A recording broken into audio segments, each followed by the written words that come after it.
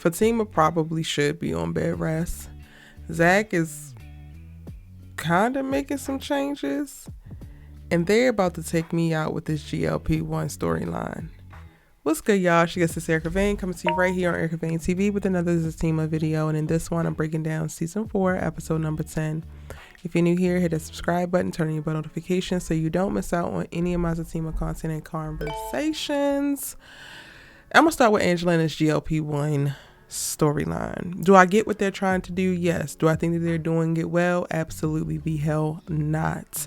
And honestly, I think that the poor execution of the Angela, the weight loss med conversation or storyline for her, which is sparking the conversation, is triggering me so much because a few months ago, I literally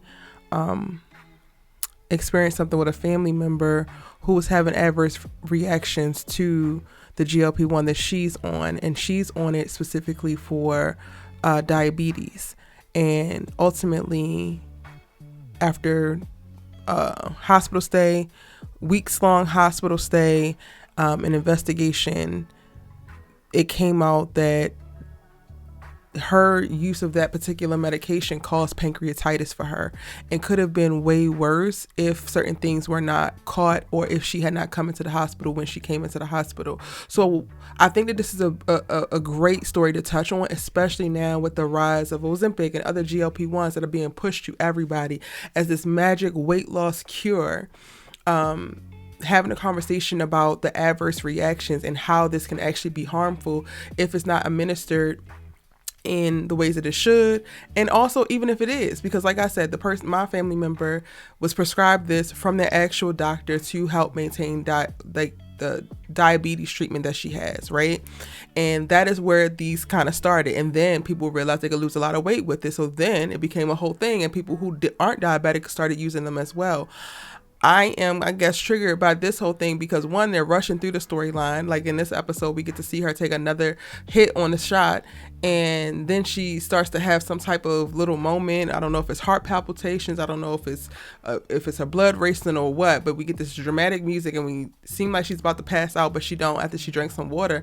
And I'm just like, this is not actually what that looks like. It can wind up being harmful. It can, cause liver damage and various things that can happen internally upon taking these medications as a part of certain side effects, and they're just not doing a good job of authentically telling that particular story. And then on top of that, like, that's the one thing specifically tied to the medicine, but then also going from Angela being so confident, being so secure, to now all of a sudden she's being so insecure that she's driven to do this thing not under the guidance of any type of doctors, not under their recommendation, but off the strength of a coworker that she don't even seem like she likes, all because she magically lose weight and that lady looks good. The story again, the pacing is crazy. They're rushing her through it. They haven't even been able to build up a backstory for me to believe that Angela is magically insecure.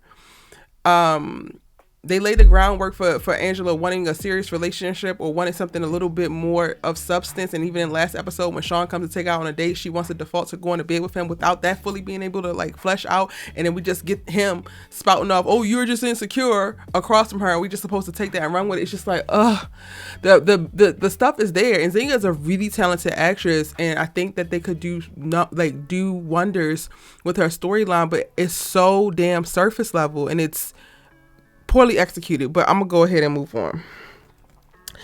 I'm gonna give Zach his kudos. Yeah, I'm gonna do that.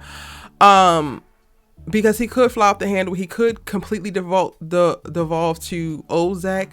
But in this episode, when Fatima is spotted and gets rushed to the hospital by Angela, and they find out that she needs to dial it back and she needs to relax a little bit more. She needs to monitor her stress and like try to alleviate as much stress as possible. And it finally comes out because Angela slips up and mentions Leslie.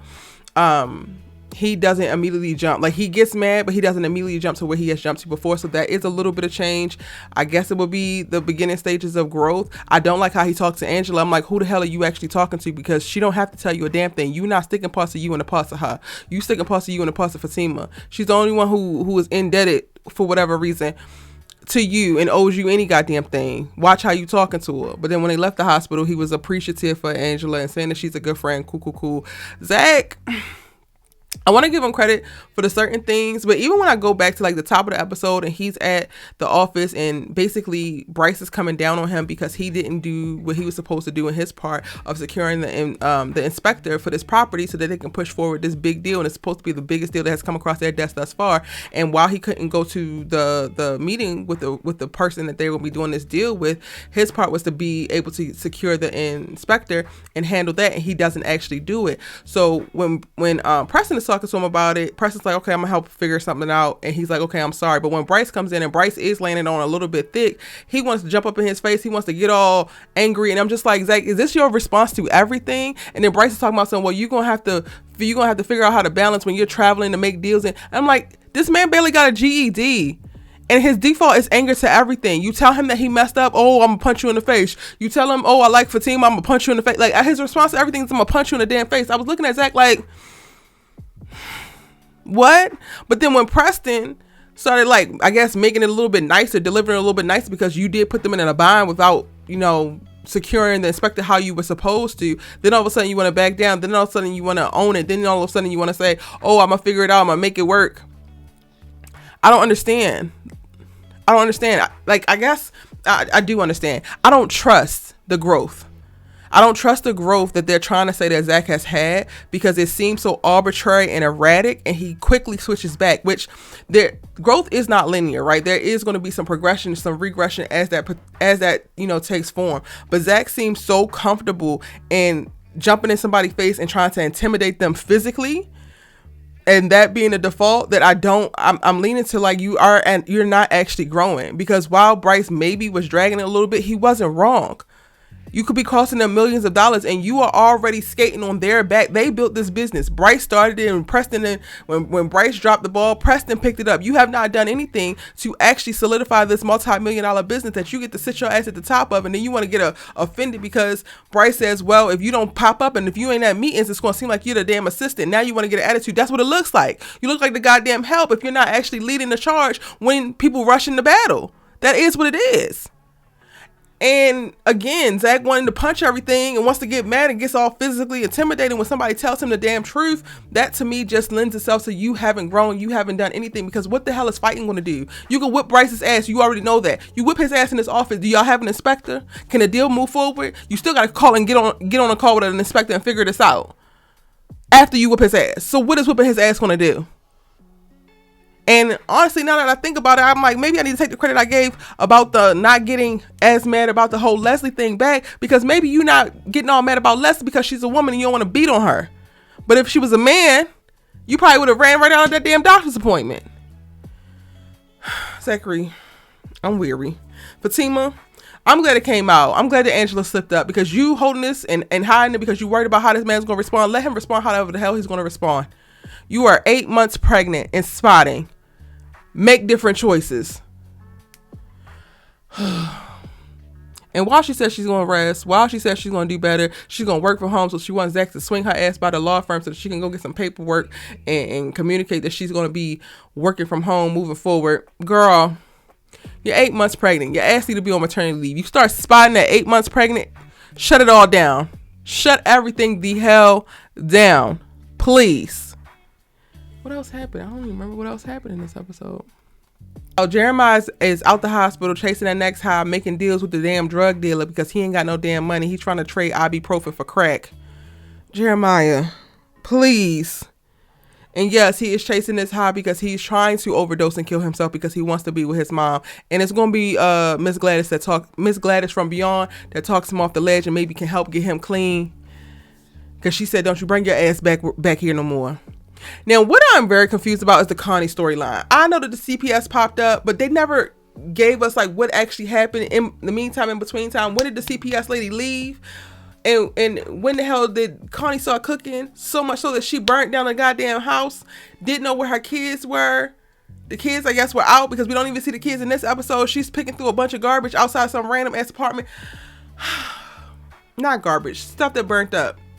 And the CPS is opening up an investigation because they heard that she didn't know what the damn kids was.